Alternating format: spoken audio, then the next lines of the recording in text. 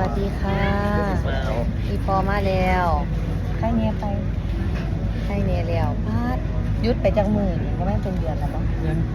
เดือนกว่าแล้วโอ้ยคือหอดทั้งคือหอดทั้งคือน้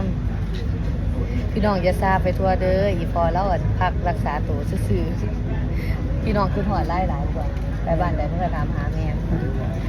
คือหอดไปที่บอคือหอดลูกเต่าบ่บัดนี้คือหอดแน่นบ่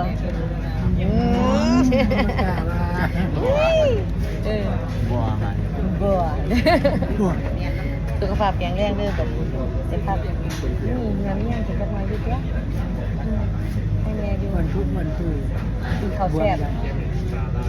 แม่นอยู่เด้อหน้าเพิ่นเต็มจูรูอยู่ พูดน้ำเคี้ย ใกล้แน่แล้วแต่ว่าปีนี้สิพักสักก่อนมีแห้งไข่แน่แล้วปีหน้าก็จังว่ากันใหม่พี่น้องรักษาสุขภาพช่วงให้เช้าไว้แต่ว่าปิดวงกันรอรุ่นอยู่เด้อหาเทื่อเดี๋ยวมาปิดวงกันจ้าพี่น้อง